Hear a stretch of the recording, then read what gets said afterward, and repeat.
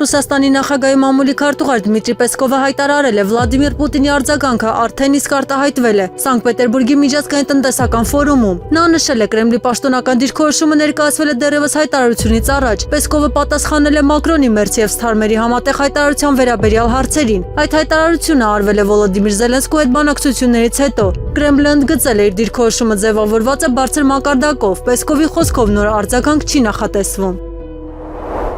Ֆիլիպիններում հզոր երկրաշարժի զոհերի թիվը հասել է 19-ի, նախկինում նշվում էր 15 զոհի մասին։ Քաղաքացիական պաշտպանության գրասենյակը հաստատել է տվյալները։ Տարածաշրջանում շարունակվում են որոնողափրկարարական աշխատանքները։ Վիրավորների վերաբերյալ տվյալները ճշտվում են։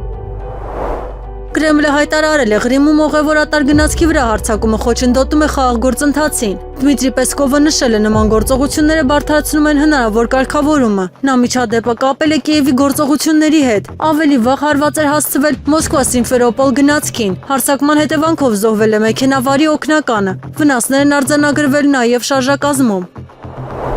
Իսպանիայի վարչապետ Պեդրո Սանչեսը Հռոմի Պապ Լևոն 14-ին նվիրել է Բոսնիայի Ձիթենի։ Այն ներկայացվել է որպես խաղաղության և երկխոսության խորհրդանիշ։ Բույսը 13 տարեկան իսպանական ձիթենի է։ Վարչապետի մամուլի ծառայությունը նշել է խորհրդանշական նշանակությունը։ Հանդիպումը տեղի է ունեցել Մադրիդում։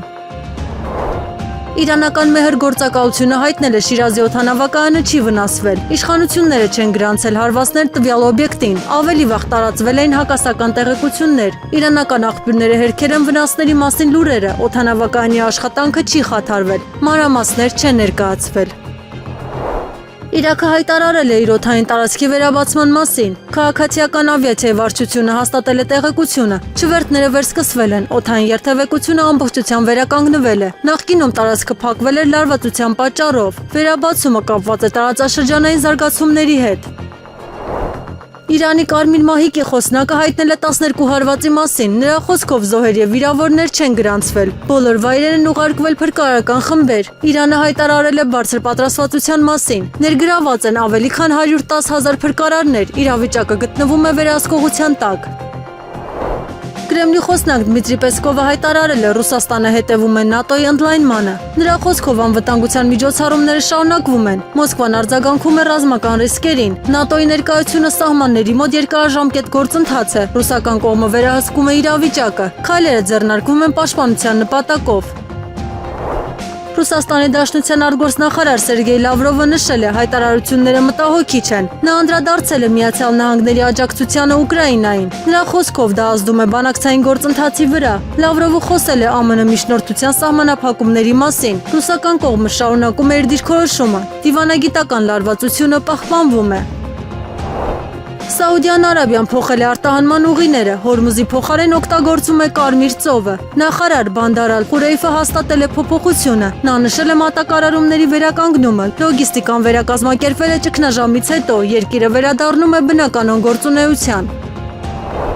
Մոտ 50-ից 60 ձայն է պակասում Բարգավաճ Հայաստան կուսակցությանը, բայց ճշգրտման դեպքում կհաղթահարենք 4% շեմը։ Այս մասին ասուլիսի ժամանակ հայտարարել է Բարգավաճ Հայաստան կուսակցության падգամավորության թեկնածու Էլինար Վարդանյանը։ Հաշվարկները տատանվում են 50-ից 60-ի շրջակայքում ոչ ավել 100-ից։ Հետևաբար այս ճշգրտման պարագայում սահմանված 4% շեմը Բարգավաճ Հայաստան կուսակցությունը հաղթահարում է։ Մենք նաև վերահաշվարկներ ենք պահանջել մի շարք ընտրատեղամասերում, բայց այս քաղվածքները հնարավորություն են տալիս ճշգրտել կազմված իրենց ցուցակները եւ դրա արդյունքում լրացնել այդ մի քանի տասնյակի բացը, որը հնարավորություն չէր տալիս հաղթահարել 4%-ը, նշել է նա։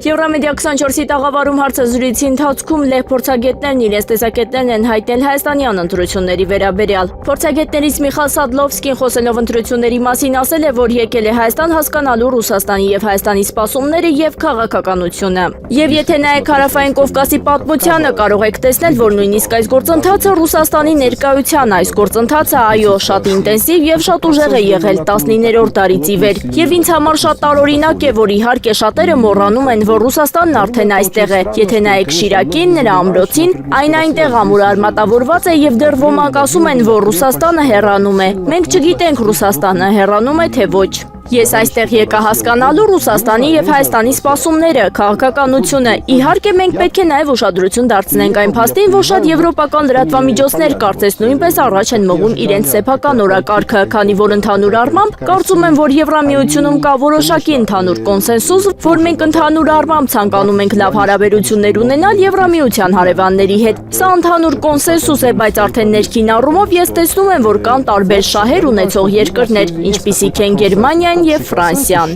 Լեփորձագետ Մարեկ Հրեշուտանն նշել է, որ Կովկասը Հայաստանին չի դիտարկում որպես անկախ երկիր, այլ որպես խաղալիք ինչ-որ երկրի ձեռքում։ Մենք Կովկասը, Հայաստանը կամ Վրաստանը չենք դիտարկում որպես անկախ երկրներ, այլ առաջին հերթին որպես ռուսական ազդեցության գոտիներ։ Մենք Հայաստանը չենք դիտարկում որպես մի երկիր, որը ցանկանում է ինչ-որ բան անել ինքնուրույն կամ պարզապես փախչել օրինակ Ռուսաստանից։ Եվ սա իմ կարծիքով խնդրի էությունն է, քանի որ մենք Հայաստանը չենք դիտարկում որպես ինքնիշխան անկախ երկիր, այլ որպես ինչ-որ խաղալիք Ռուսաստանի, Ամերիկայի, Թուրքիայի, Չինաստանի, Իրանի եւ այլնի ձեռքում։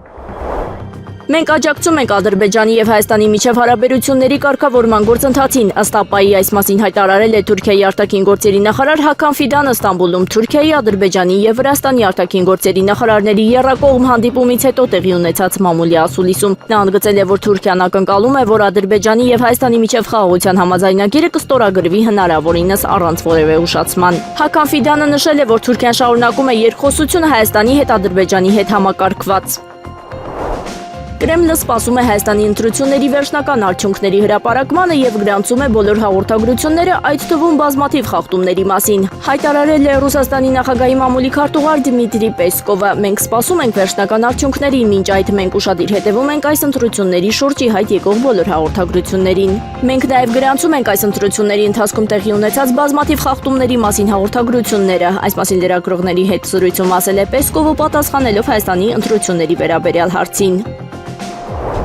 ԱՄՆ նախագահ Դոնալդ Թրամփը հայտարարել է Վաշինգտոնի եւ Թեհրանի միջև բանակցությունների ձախողման դեպքում հնարավոր է հատուկ նշանակության ուժերի ներգրավում։ Նա նշել է, դիտարկում են երկու տարբերակ՝ կամ անմիջական ներխուժում Իրանի տարածք կամ երկրի խիստ շրջափակում։ Թրամփը ընդգծել է, շրջափակումը կարող է նույնիսկ ավելի արդյունավետ լինել, քան ռազմական հարվածները։ Նրա խոսքով ներկայիս լարվածություն չի խոչընդոտի բանակցություններին։ Վերջինս վստահություն է հայտնել, գործարքը կարող է կայանալ, սակայն նա չի բացառել կտրուկ ռազմական սցենարները։ Եմենի հութիները հայտարարել են Կարմիր ծովում իսրայելական նավագնացության ամբողջական արգելքի մասին։ Նրանք պնդել են, արդեն իրականացրել են հրթիռային հարվածներ Թել Ավիվի մերձակայքում գտնվող թիրախների վրա։ Աբսամների հայտարարությամբ հարվածները եղել են ճշգրիտ եւ ուղղված ռազմավարական օբյեկտների դեմ։ Նրանք նշել են, ցանկացած իսրայելական նավարկություն Կարմիր ծովում կհամարվի ռազմական թիրախ։ Անսար Ալլա շարժումը զգուշացրել է, իրենց ուժերը պատրաստ են հետագա գործողությունների։ Իրանը հայտարարել է պատրաստ է հարվածել տարածաշրջանի բոլոր ամերիկյան եւ իսրայելական նավթագազային օբյեկտներին։ Նշվում է, դա կկիրառվի, եթե կրկնվեն հարվածները Իրանի էներգետիկ ենթակառուցվածքներին։ Իրանի թիրախների մեջ կարող են մտնել նաեւ միջազգային էներգետիկ ընկերությունների օբյեկտներ։ Ավելի վաղ հաղորդվել էր Իրանի նավթաքիմիական օբյեկտների վնասման մասին Իսրայելի հարվածներից հետո։ Իսրայելի բանակը եւս հաստատել էր նման գործողությունների իրականացումը։ Եվրամիության արտաքին քաղաքականության ղեկավար Կայա Կալասը հայտարարել է նոր լիազորությունների մասին, որոնք թույլ կտան վերահսկել եւ կանգնեցնել կասկածելի տանկերները։ Նրա խոսքով միջերկրական ծովում գործող ուժերը կկարողանան միջամտել ռուսական նավթի տեղափոխման դեպքերում։ Կալասը նշել է, նպատակն է ուժեղացնել վերահսկողությունը այսպես կոչված սֆերային նավատորմի նկատմամբ։ Քայլը ուղղված է Ռուսաստանի տնտեսական հնարավորությունների սահմանափակմանը։ Թեհրանում Հնդկաստանի դեսպանատունը կոչ է արել քաղաքացիներին լքել Իրանը։ Հանձնարարությունը պայմանավորված է տարածաշրջանում աճող անվտանգության ռիսկերով։ Քաղաքացիներին խորհուրդ է տրվել օգտագործել հասանելի տրանսպորտային միջոցները։ Միաժամանակ նրանց կոչ է արվել խուսափել նոր ուղղություններից դեպի Իրան։ Հորդորը կապված է Իսրայելի հարվածներից հետո ստեղծված իրավիճակի հետ։ Դեսպանատունը ընդգծել է անվտանգության առաջնահերթությունը։ Վոլոդիմիր Զելենսկին հեգրանքով մեկնաբանել է Ռուսաստանի նախագահ Վլադիմիր Պուտինին ուղղված իր նամակի կոպիտ տոնը։ Նա նշել է, որոշ մարդիկ այն որակել են անամոթ, ինչին ինքը արձագանքել է ժպիտով, ասելով, որ առաջին տարբերակը տեսնելը ավելի ցնցող կլիներ։ Sky News-ի փոխանցմամբ Զելենսկին փորձել է բացատրել, որ իր նամակը հրապարակային է եղել ոչ թե անձնական։ Նրա խոսքով դա պայմանավորված է եղել այն մտահոգությամբ, որ Պուտինը կարող էր պարզապես չկարդալ այն։ Իսրայելական ուժերը Լիբանանի տարածքում իրականացրել են 64 հարված, այդ թվում ավիահարվածներ, անօդաչու թռչող սարքերի հարձակումներ եւ հրետանային ռմբակոծություններ, հայտնել է Լիբանանյան ռազմական աղբյուրը։ Նշվում է, հարվածների մի մասը կենտրոնացած է եղել երկրի հարավային շրջաններում։ Տվյալների համաձայն իրականացվել է 36 ավիահարված, 11 դրոնային հարձակում եւ 17 հրետանային կրակ։ Վնասվել են մի շարք բնակավայրեր, ներառյալ Նաբաթիեն, Տյուրը եւ Բեքահ հովիտը։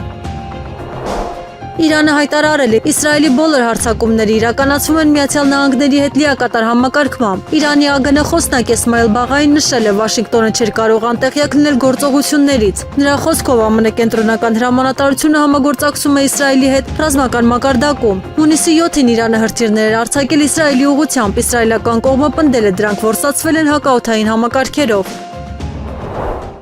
Եվրամիությունը հաստատել է 6.6 միլիարդ եվրոյի բաշխման նոր ծրագիր։ Կայա Կալասի խոսքով միջոցները կողմեն եվրոպական երկրներին որպես ռազմական մատակարարումների փոխհատուցում։ Ֆինանսավորումը կապված է Ուկրաինային աջակցելու ծրագրերի հետ։ Նախատեսվում է երկու տարբեր բաշխման մեխանիզմ։ Մեկը փոխհատուցվում է արդեն կատարված մատակարարումները, մյուսը նոր աջակցություն։ Իրանի ԱԳՆ ներկայացուցիչ Էսմայել Բաղային հայտարարել է, ԱՄՆ-ի հետ բանակցությունները շարունակվում են, չնայած հարվածներին։ Նա նշել է, գործընթացը դեռ չի կանգնել։ Իրանը կարևորում է իր ակտիվների ապասառեցումը բանակցությունների ընթացքում։ Թեհրանը պնդում է, չի պատրաստում զիջել իր հիմնական դիրքորոշումները։ Բաղային նաև նշել է, ռազմական զարգացումները կարող են ազդել դիվանագիտական գործընթացի վրա։ Բարգավաճ Հայաստան կուսակցությունը հավաքել է ընտրողների ձայների 3.99%, սակայն կենտրոնական ընտրական հանձնաժողովի նախագահ Վահագն Հովակիմյանը խորհուրդ է տվել սպասել ձայների վերահաշվարկին։ Նա վերջնականապես չի հաստատել Բարգավաճ Հայաստան կուսակցությունը կանցնի խորհրդարան, թե ոչ։ Բարգավաճ Հայաստան կուսակցության նախընտրական շտաբն էլ հայտարարել է, որ դիմելու է վերահաշվարկի համար օգտագործելու է իրավական բոլոր գործիքակազմերը եւ հետամուտ է լինելու ընտրախախտումների բացահայտմանը։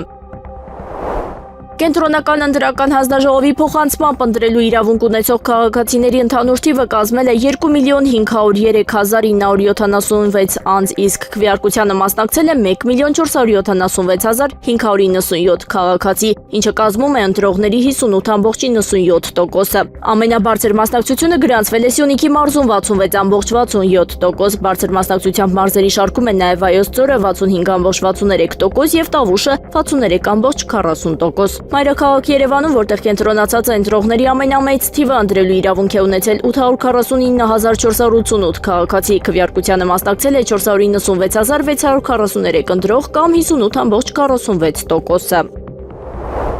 Երեք սոցիալական ցանցերում եւ ԶԼՄ-ներում տարածվեցին տեսանյութեր, որտեղ երևում էր, որ օրինակ Մեղրիի տեղամասում 23:40-ին դեռ զինվորների մեծ խումբ կա, որոնք գնացել են քվեարկելու։ Թե ինչու են զինվորները քվեարկել ժամը 20-ից ընտրական օրվա ավարտից հետո, կենտրոնական ընտրական հանձնաժողովի նախագահ Վահագն Հովակիմյանի խոսքով մեղավորը հանձնաժողովի անդամներն են։ Երկու տեղամասում մեր զինվորները դեռ կեսօրից կամ գուցե ավելի շուտ եկել են քվեարկության, պետք է խոստովանեմ, որ ընտրական հանձնաժողովներում մի զգալի մասը պատկառելի տարիք ունեցող մարդիկ են։ Մի տեղամասում ես տեսա, որ քվեաթերթիկների տրցակ հավաքել է 3 րոպե էր տևում, այսինքն կեսօրից ընտրության եկած զինվորները ժամը 20-ին դեռ դրան դիմաց կանգնած էին, նշել է նա։ Օրենքի կարգավորումներով ժամը 20-ից դռները փակվելուց հետո նրանք, որոնք տեղամասի ներսում են, կարող են քվեարկել եւ դուրս գալ։ Կենտրոնական ընտրական հանձնաժողովի նախագահի խոսքով այս դեպքում խնդիրն այն է եղել, որ երկու տեղամասում մեծ թվով զինվորներ են եղել։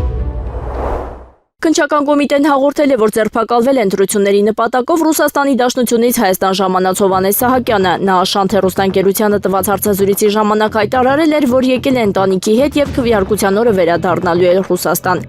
Եկել ենք ընտրենք 2-7-ին հետ ենք վերադառնում։ Ին օրը? Անպայման։ Որ կարող է խառնվի վիճակը, երեխեքի հետ ենք չմնանք էլի բարդություններին։ Քննչական կոմիտեն էլ հաղորդել է։ Քննչական կոմիտեում ստացված առերևույթ հանցանքի մասին հաղորդման համաձայն ՀՍ-ն հաստատապես տեղյակ լինելով նախապատրաստվող հանցագործության մասին չի հայտնել Հայաստանի Հանրապետության իրավասու մարմիններին, նշել է քննչական կոմիտեն։ Թուրքիայի հետ մեր հարաբերությունների կարգավորման առումով ամեն փուլում շոշափելի առաջընթաց է կունենում, բայց ուզում են վստահություն հայտնել, որ առաջիկայում ամբողջական կարգավորում կունենանք։ Այս մասին ազգային ժողովի մշտական հանձնաժողովների համատեղ նիստին ասել է արտաքին գործերի նախարար Արարատ Միրզոյանը։ Մենք այժմ Թուրքիայի եւ Հայաստանի միջև ունենք ուղիղ առևտուր, մաքսային իմաստով ուղիղ, աշխարհագրորեն դրանք գիտեք, դեռևս տեղի են ունենում երրորդ երկրների տարածքով, նշել է Միրզոյանը։ Անլայնման հարցերով եվրոպական հանձնակատար Մարտակոսը շնորհավորել է Նիկոլ Փաշինյանին խորհրդարանական ընտրություններում նրա կուսակցության հաջողության կապակցությամբ։ Ռուսաստանի կողմից հեռուն գնացող հարկադրանքի եւ միջամտության պայմաններում այս հաղթանակը վերահաստատում է հայերի ընտրությունը հանուն ուժեղ, ինքնիշխան եւ անկախ Հայաստանի։ Ես հնարավորինս շուտ կժամանեմ Հայաստան, Եվրոպայի համերաշխությունը Հայաստանի հետ անսասան է, նշել է Կոսը։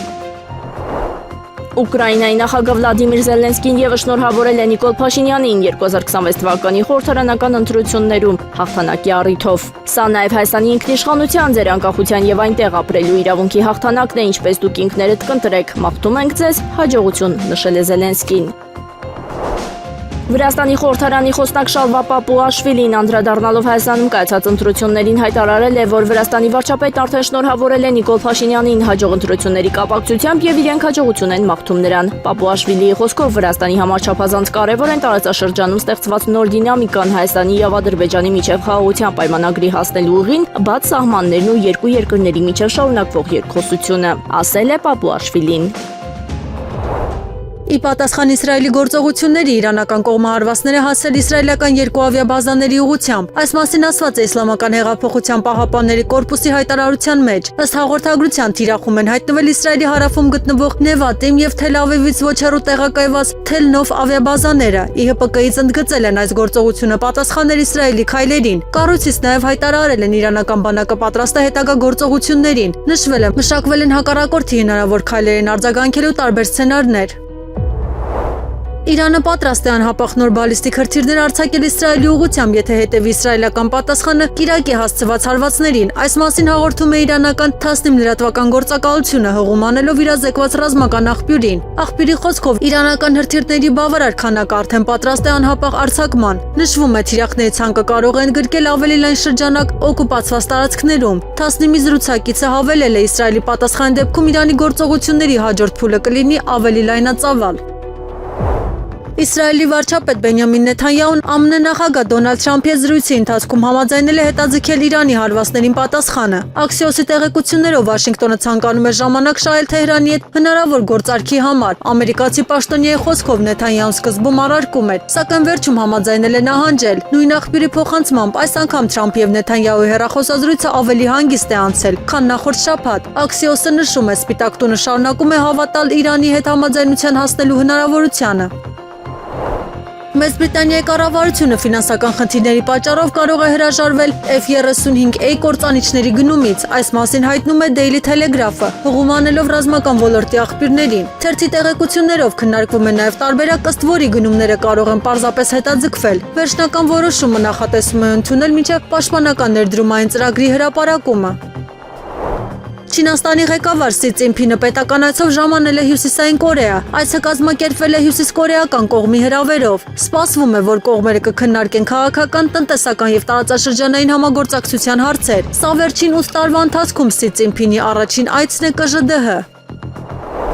ԱՄՆ նախագահ Դոնալդ Թրամփը հայտարարել է, Իրանը համաձայնել է միջուկային զենք չունենալու պայմանին։ Նրա խոսքով կողմերը շատ մոտ են վերջնական համաձայնության։ Թրամփը նշել է, դեռևս մի քանի չլուծված հարցեր են մնացել բանակցային սեղանին։ ԱՄՆ նախագահը նաև ընդգծել է, Իրանը չպետք է իրավունք ունենա ոչ միայն մշակելու, այլև ձեռք բերելու կամ գնելու միջուկային զենք։ Նա համոզմունք է հայտնել, համաձայնագրի շուրջ առաջընթացը շարունակվում է։ Եվրամիությունը իր պատմության մեջ առաջին անգամ պատժամիջոցներ կկիրառի Իրանի դեմ նավարկության ազատությունը խախտելու համար։ Այս մասին հայտարարել է Եվրամիության արտաքին գործերի նախարար Կայա Կալասը։ Կալասի խոսքով հանդիպման ընթացքում կքննարկվի նաև Մերձավոր Արևելքում ստեղծված իրավիճակը եւ Եվրամիության ծովային ասպիդես գործողությունը Կարմիր ծովում։ Նա ընդգծել է, Իրանի նկատմամբ սահմանվող միջոցները կապված են նավարկության ազատության խախտման հետ։ Կալասը հայտարարել է, սա առաջին դեպքն է, երբ Եվրամիությունը նման հիմքով պատժամիջոցներ է կիրառում Իրանի դեմ։ Իրանի Խար կղզու մոտակայքում պայթյուն է լսվել, այս մասին հայտնել է Ֆարս լրատվական գործակալությունը։ Գործակալության տվյալներով պայթյունի ճշգրիտ վայրը դեռևս հայտնի չէ։ Նախնական տեղեկություններով այն տեղի ունեցել կղզուց դուրս գտնվող հատվածում։ Դեպքի վերաբերյալ այլ մանրամասներ առայժմ չեն հրապարակվել։ Իսրայելի ռազմաօդային ուժերը հարվածներ են հասցրել Իրանի Խուզեստանի նահանգի Մահշեհրի նավթաքիմիական համալիրին։ Այս մասին հայտարարել է Իսրայելի բանակը։ Հաղորդագրության համաձայն թիրախավորվել են համալիրի մի շարք օբյեկտներ։ Իրանական Ֆարս գործակալությունը հաստատել է հարվածի փաստը, ըստ գործակալության օբյեկտը ստացել է մասնակի վնասներ։ Իսրայելի բանակը հայտարարել է Իրանի կենտրոնական եւ արևմտյան շրջաններում ռազմական թիրախների վրա հարվածներ հասցնելու մասին։ Հարվածներն ըստ հայտարարության ուղղված են եղել իրանական ռազմական ենթակառուցվածքներին։ Թեհրանում, Թավրիզում, Սպահանում եւ Քարաջի շրջանում իշակ պայթյուններ են գրանցվել։ Իսրայելական կողմը գործողությունը ներկայացրել է որպես ռազմական թիրախների դեմ իրականացված հարված։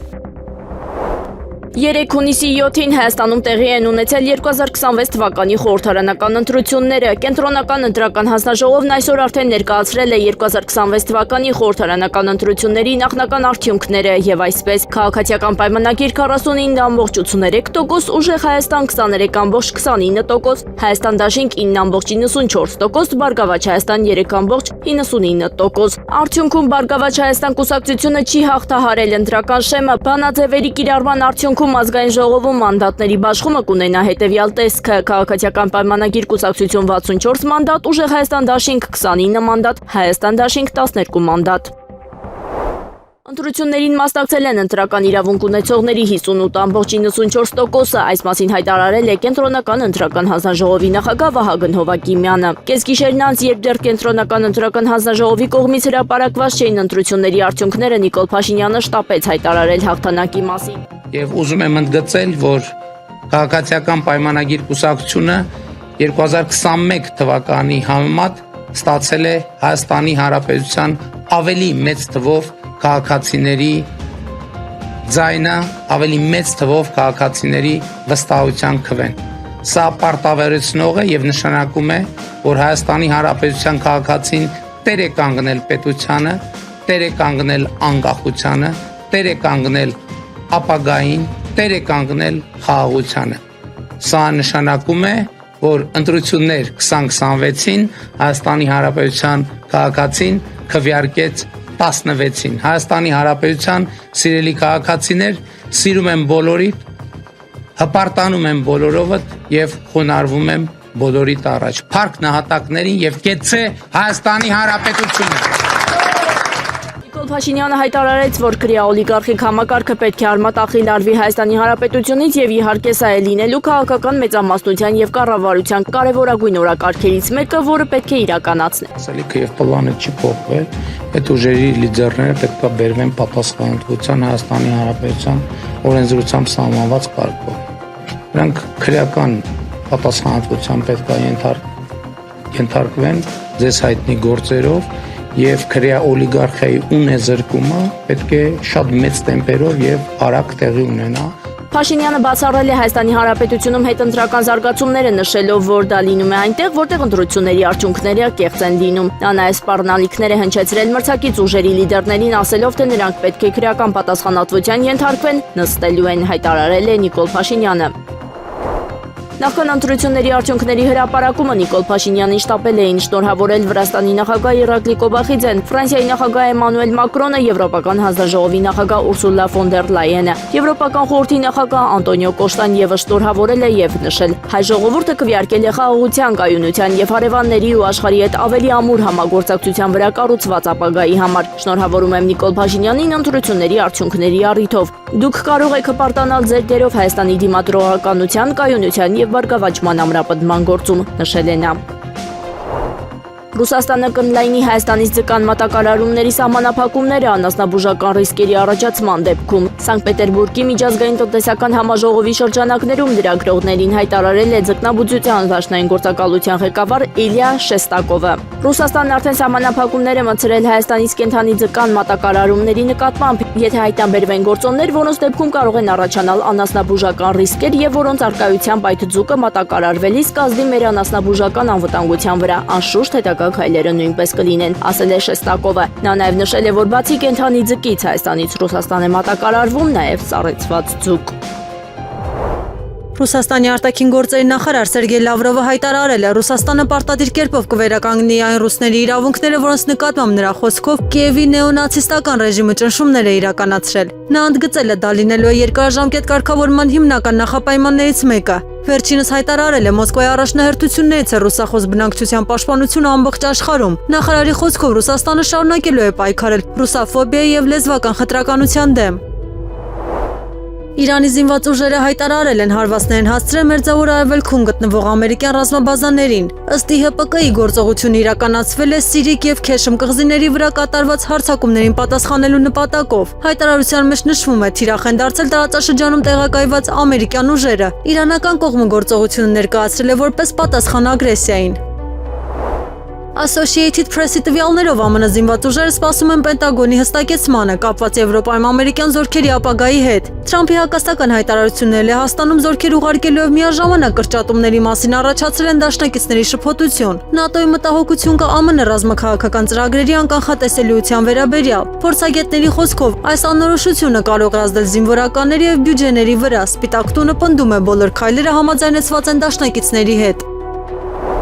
Ճապոնիան եւ Ինդոնեզիան համաձայնության են եկել սկսել բանակցություններ Ասիգիրի դասի ականակիրների հնարավոր արտահանման վերաբերյալ։ Սա տեղի է ունենում Ճապոնիայի պաշտպանության քաղաքականության փոփոխությունների ֆոնին։ Տոկիոն պատրաստվում է վերանայել զենքի արտահանման սահմանափակումները։ Ինդոնեզիան հայտնել է հետաքրքրություն ռազմական տեխնոլոգիաների եւ նավերի ձեռքբերման նկատմամբ։ Սա կարող է նշանակել նոր ռազմական համագործակցություն Ասիա-Խաղաղօվկիանոսյան տարածաշրջանում։